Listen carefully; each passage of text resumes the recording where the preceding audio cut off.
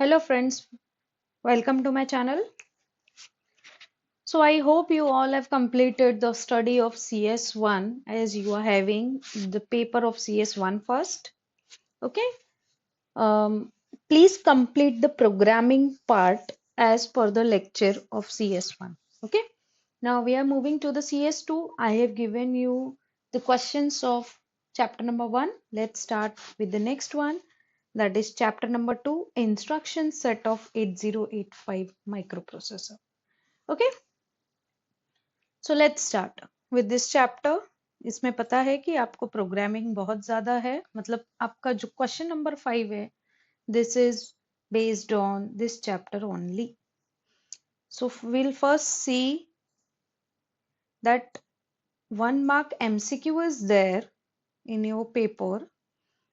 3 marks questions, so there are number of questions are 4, and programs are total numbers are 6. Okay, question number 5 में और करके 3 questions हैं, तो हर जगह पे यही चैप्टर का प्रोग्राम है. So let's start. Program keep it aside. Program आपको मैं सिलेक्टेड बताऊंगी, उसमें से एक या दो तो पेपर में रहता ही है. So will keep it aside. First see the content of this chapter. So 3 marks questions in board. तो इंस्ट्रक्शन सेट इसमें आपने जितने पढ़े हैं, मैंने आपको सिर्फ 3 बताए हैं. Actually you are having total number of instruction set are 5, but I have taught you only 3 because these are maximum. अगर आपको और पढ़ना है आप पढ़ सकते हो, लेकिन जो पेपर में हर बार आता है वो सिर्फ 3 इंस्ट्रक्शन सेट हैं. ओके, सो ऐसे टाइप का कोई भी इंस्ट्रक्शन आएगा जिसमें कोई भी 3 चीजें दी रहेंगी और आपको एक्सप्लेन करना है. ठीक है, तो आपको वो इंस्ट्रक्शन का ग्रुप क्या है, बाइट कितना है, मोड क्या है, addressing mode. Okay, and take one example and solve. So instruction set are arithmetic, जो मैंने पढ़ाया है, data transfer and logical group. तो ये सेट्स मैंने पढ़ाए हैं. ठीक है, तो ये तीनों भी आपने पढ़ा, तो it is more than enough to score full marks. Now 3 marks के क्वेश्चंस इसमें पेपर में होते हैं, which are kind of mathematical problems. So where you are having the value and accordingly you have to find out the next value. आपको कुछ नया value find out करना पड़ेगा based on the given data. Okay, keep the meaning of this independently word. ये मैंने आपको पहले भी बताया था, अगर आपके पेपर में इंडिपेंडेंट वर्ड है, what is the meaning, this is very much important. तो एक्यूमुलेटर का जो वैल्यू यहाँ पे 23 है, this will be common for all 3 problems. ये जो 1 2 3 मैंने लिखा है, ये तीनों प्रॉब्लम के लिए एक्यूमुलेटर का वैल्यू सेम होगा. And if it is dependent, तो ये फर्स्ट वाला, ये जो गिवन वैल्यू है, ये फर्स्ट प्रॉब्लम में यूज होगा. जो आपको फर्स्ट प्रॉब्लम से वैल्यू मिलेगा वो सेकंड में यूज होगा, सेकंड वाला वैल्यू थर्ड में. So this is very rare to come. पूछा है बट बहुत रेयर, बिकॉज उसमें प्रॉब्लम ज्यादा हो सकती है and students can not score. So independent word is maximum, but then too आप ये वर्ड का मीनिंग समझ के रखो, तो अगर पेपर में गलती से या पर्पसली चेंज होके भी आता है, so that you can solve. Okay, तो मैंने आपको यहाँ पे आंसर्स भी दिए हैं. तो आप अगर इंस्ट्रक्शन सेट्स का थ्योरी आपने मेरे पढ़ाए लेक्चर्स के थ्रू पढ़ा होगा, तो उसके बाद ये आप प्रॉब्लम्स इजीली सॉल्व कर सकते हो. Okay, so go through these problems. ये प्रॉब्लम्स जो मैंने दिए, इसमें नंबर चेंज हो सकते हैं और प्रॉब्लम का टाइप यही होगा. Okay, so try to solve these. और मैंने आपको चैनल पे भी काफी सारे प्रॉब्लम सॉल्व करके दिए हैं, so please go through once. Okay, आप फास्ट फास्ट कोई काम ज्यादा करो, उससे बेटर है कि वो काम धीरे धीरे करो, जिससे और परफेक्टली करो, जिससे वो मार्क्स आपके सिक्योर हो जाए. ओके, क्योंकि प्रॉब्लम्स तो मैथमेटिक्स बेस्ड ही है, तो अगर आप एक बार अच्छे से सॉल्व कर पाते हो, so no need to revise it. So these are your problems for 3 marks. Some time it came for 4 marks also. तो वो थोड़ा सा एक आध मार्क्स इधर उधर हो जाएगा, लेकिन 3 to 4 मार्क्स के लिए प्रॉब्लम होगा। 4 मार्क्स के लिए देखो, कभी कभी इंस्ट्रक्शन सेट्स आते हैं, ये कभी कभी पूछा हुआ है, कभी कभी इसके एड्रेसिंग मोड्स पूछे जाते हैं। See here, flag calculation is must अगर आपको लिख के दिया हुआ है तो। ओके, तो यहाँ पे सिर्फ 2 ही प्रॉब्लम है, सो 2 marks for these 2 problem and 2 marks for flag calculation of these 2 problems.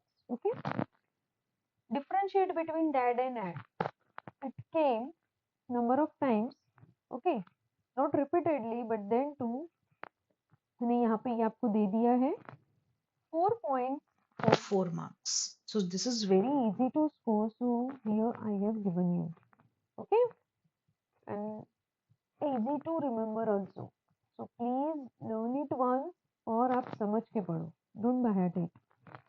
See here, now let's discuss about 5 marks questions, that is program. तो प्रोग्राम में एक आप समझ के रखो, subtraction important to learn, division, multiplication, ये slide के तीनों प्रॉब्लम्स मोस्ट इंपॉर्टेंट प्रोग्राम्स है। तो पेपर में जब कभी भी आएगा, मैंने आपको एक सैम्पल प्रोग्राम दिया है, यहाँ पे लोकेशन ऐसे दी हुई है, okay, and you have to store the result here. बस लोकेशंस आपको कोडिंग में चेंज करनी है, okay, so please keep in mind, अगर आपको ये नंबर, ये लोकेशन चेंज करके दे रहे हैं पेपर में, so please be able to write these programs, okay. Same way for division, तो ये सब्ट्रैक्शन, डिवीजन, मल्टीप्लिकेशन, ये सभी प्रोग्राम्स आपने लैब में भी पढ़े हैं। तो अगर इनकी लोकेशन चेंज करके दे रहे हैं, तो प्लीज आप घर में इतना प्रैक्टिस करो कि आप एनी काइंड ऑफ लोकेशन, कुछ भी दिया हो, आप प्रोग्राम लिख पाओ, okay. So for this you should know कि अगर लोकेशन चेंज है तो आपको अपने प्रोग्राम में कहाँ चेंजेस करना है, बिकॉज कोडिंग वही रहेगी, बस लोकेशन आपके चेंज होंगे। तो लोकेशन के लिए प्रोग्राम में कहाँ चेंज होगा, ये आपको समझना है। सेम वे फॉर मल्टीप्लिकेशन, तो ये पेज के और ये स्लाइड के तीनों प्रोग्राम मोस्ट इंपॉर्टेंट है। Next is to find two's complement, okay, this is also very important. Sometime it can come, यहाँ पे 5 numbers है, so it can come for 10 numbers or 2 numbers or a single number. So for this two's complement program, you should able to write the code, and this is near about subtraction program. Okay, तो अगर आप इसे compile करके देखोगे, जैसे मैंने 2 programme आपको channel पे दिया हुआ है कंपाइल करके, तो आपको समझ में आएगा कि ये कैसे करना है। तो अगर ऐसे ऐसे माइनर चीजें हैं और माइनर चेंजेस हैं, तो आप ये प्रोग्राम कर सकते हो, और आपको प्रोग्राम में जितना भी आता होगा आप पेपर में लिख के आना। आपको अगर 6 प्रोग्राम में से सारे प्रोग्राम का थोड़ा थोड़ा कंटेंट पता है, तो आप सारे प्रोग्राम अटेम्प्ट करो please, because you don't know for which programme you will get maximum marks, okay. This is also important, separation of 2 nibbles, okay, ये भी बहुत इंपॉर्टेंट है, और वो 2 निबल्स को सेपरेट करके आपको मल्टीप्लाई करना है। मतलब if you are having number like 56h, okay, आपके मेमोरी में 56h स्टोर है, तो आपको सेपरेट करना है, एक जगह पे 5 स्टोर करना है, एक जगह पे 6, फिर इनका मल्टीप्लिकेशन फाइंड आउट करना है और आपको स्टोर करना है एट द लोकेशन 3063, ओके।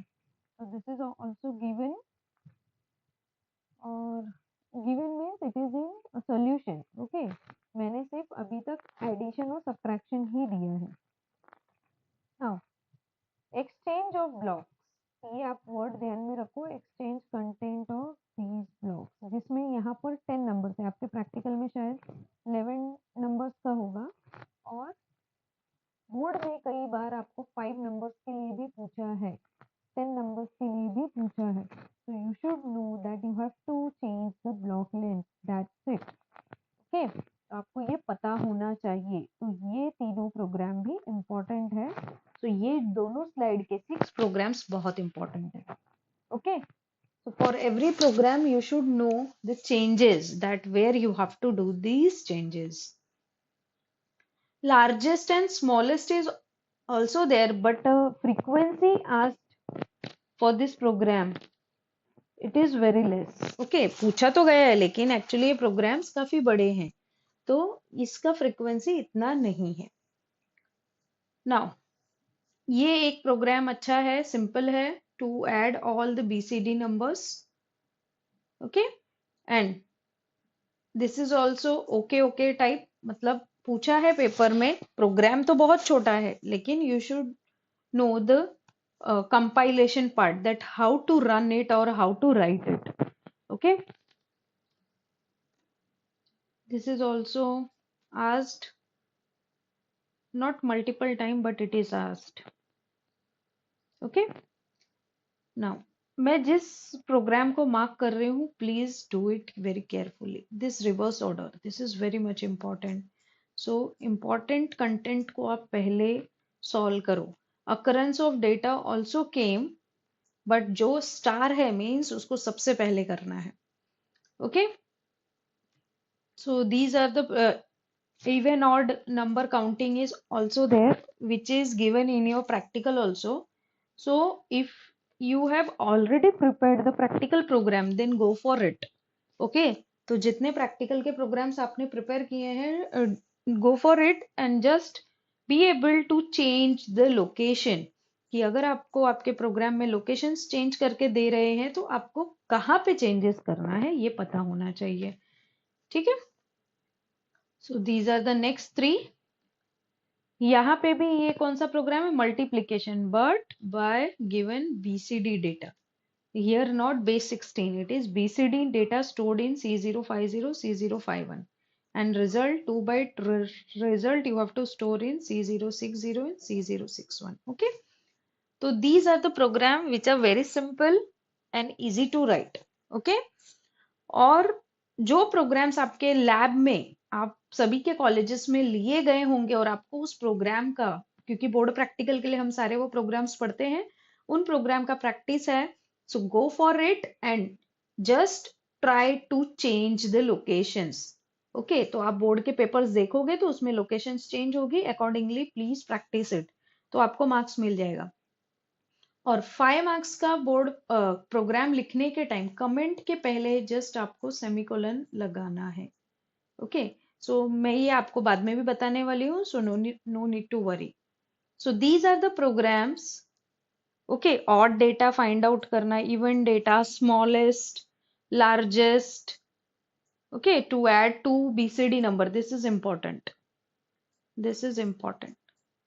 तो अभी तक हमने 7 to 8 प्रोग्राम्स देखे जो बहुत इंपॉर्टेंट है. ओके, तो इतने सारे प्रोग्राम्स में सिर्फ आपको पहले कितने प्रिपेयर करने हैं, 8. बाद में अगर आपके पास टाइम है तो आप प्रिपेयर कर सकते हो and mark it that you will able to write 2 programs. अगर आपने ये 8 प्रोग्राम्स भी अच्छे से प्रैक्टिस की है तो आप 2 प्रोग्राम अच्छे से लिख पाओगे. Take my words. Okay, so this is all about your chapter number 2. So if you don't know about programming part, so just try to do these 12-13 marks theory. Theory means kind of mathematical problems. Okay, and for this you have to learn the 3 groups जिसका theory मैंने channel पे बहुत ही अच्छे से और simplest way में with solution दिया हुआ है. तो अगर आप वो पढ़ेंगे तो आपके लिए ये पढ़ना और ये प्रैक्टिस करना बहुत सिंपल हो जाएगा, ये सारी problems. Okay, so do it. Next time will do for next chapter, that is Intel x86 family. Okay, thank you class.